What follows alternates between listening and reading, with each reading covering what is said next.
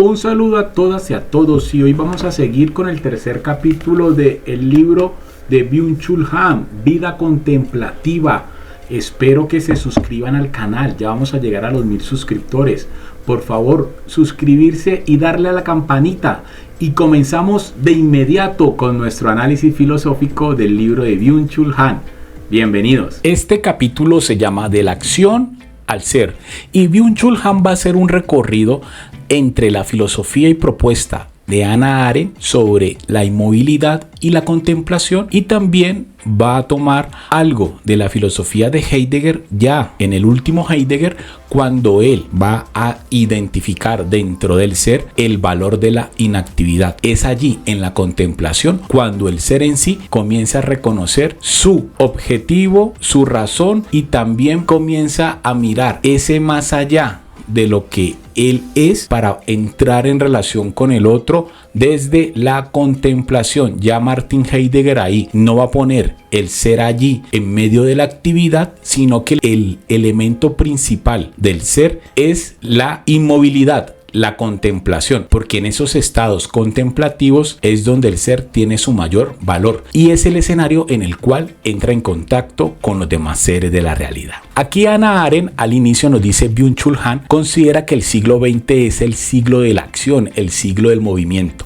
pero más adelante, analizando que dentro de esta acción las sociedades se desgastan, se autoexplotan y van perdiendo toda comunicación de manera horizontal y humana, va a identificar que lo más importante de las sociedades no es estar en ese motor de la productividad, sino que hay que desacelerar todas las relaciones para llegar de manera conjunta y también de manera personal a los estados de inactividad, que van a ser las fiestas, que serán los rituales y que serán esos espacios donde ya no habita el valor único de lo productivo, sino que habita el valor trascendente de la nada. Y en esa nada es donde se encuentra el mayor valor de lo que se es. Y para Hannah Arendt, lo más importante de las relaciones humanas va a ser ese valor que se da a lo que impacta a las personas que están actuando en el espacio histórico. Y esas relaciones humanas deben tender, deben llegar y tienen que tener un objetivo humanizante.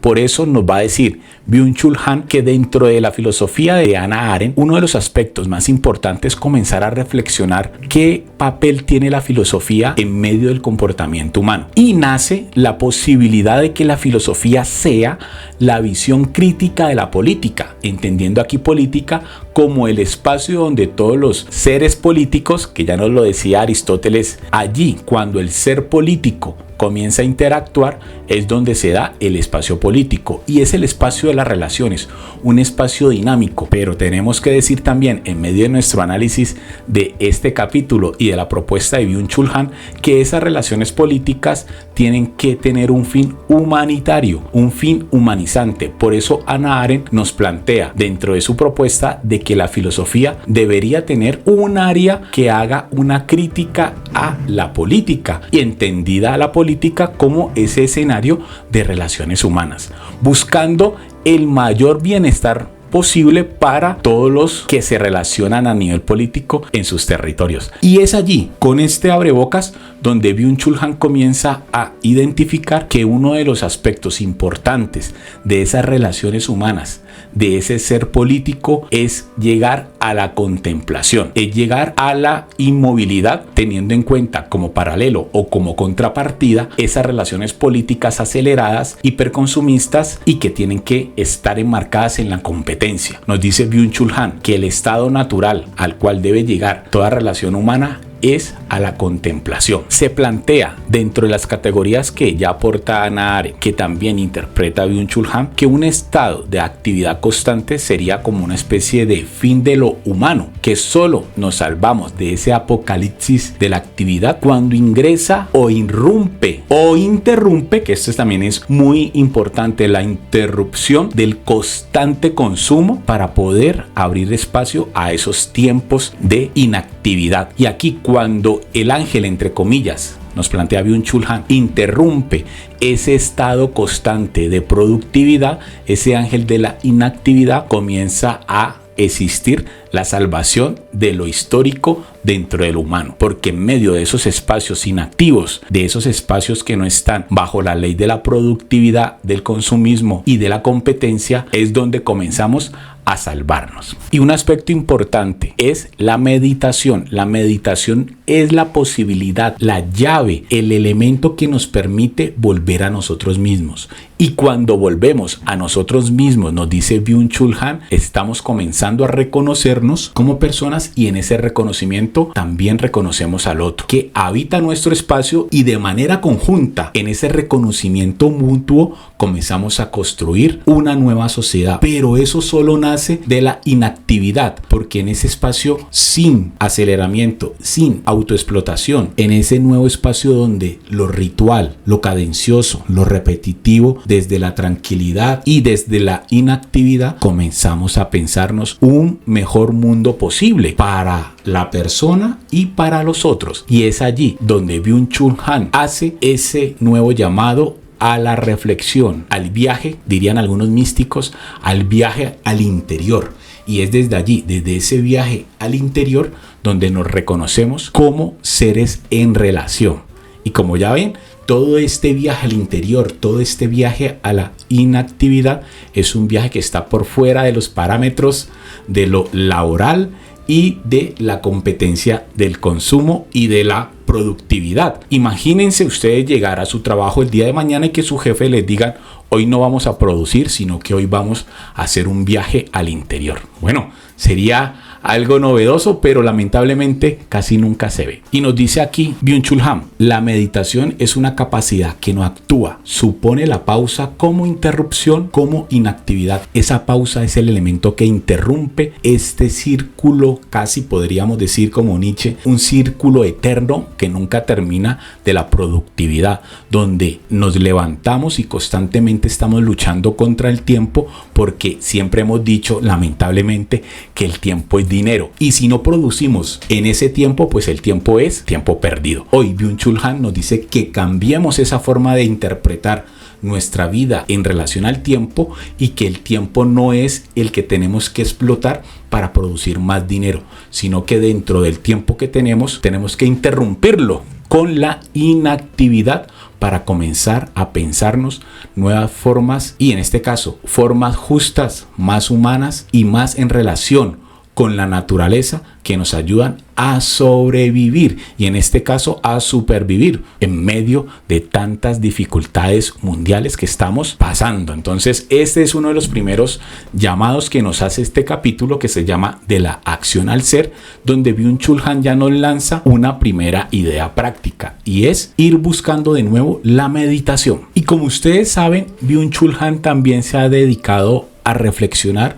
sobre el impacto de las nuevas tecnologías en nuestra sociedad actual. Y en medio de esta temática, tampoco él iba a dejar de lado este aspecto tan importante en su filosofía. Y para mí, uno de sus valores y temas que mejor maneja, y es todo el mundo de la virtualidad. Y él nos dice que la inteligencia artificial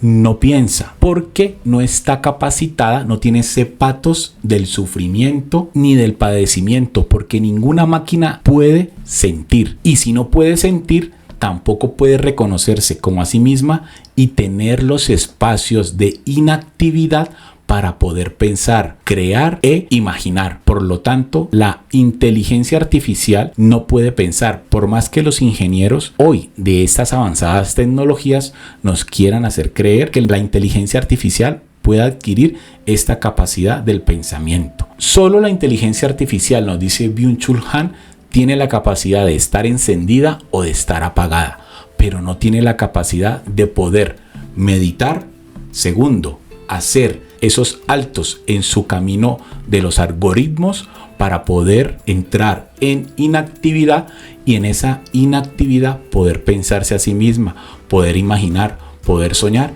y poder crear más allá de lo que ya tiene preestablecido. Es un dato muy importante frente al desarrollo de las inteligencias artificiales, y ya aquí Byung-Chul Han nos da otro dato importante. La inteligencia artificial no puede pensar, porque la contemplación se contrapone a la producción, y la inteligencia artificial, su objetivo principal es la producción. Está en constante producción desde el momento en que se enciende, Pero cuando se apaga la inteligencia artificial, ya ahí no hay más producción, no hay más pensamiento y no hay más inteligencia. En cambio, el ser humano tiene la capacidad, en medio de su estado constante de productividad, podríamos llamar en este estado de tiranía de la productividad contemporánea, poder interrumpir esos ciclos eternos de actividad con la inactividad, y esa inactividad permitir meditar, permitir volver al yo original y desde allí comenzar de nuevo a crear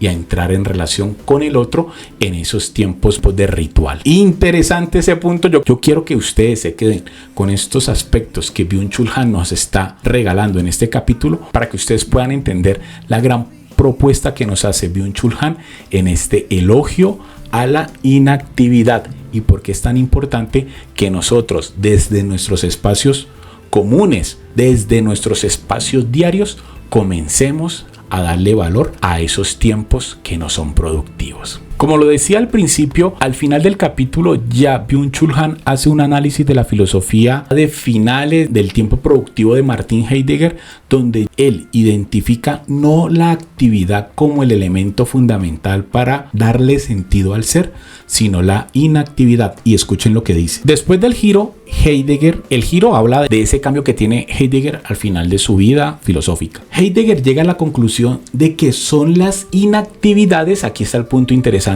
como la fiesta y el juego, las que dan esplendor a la existencia humana.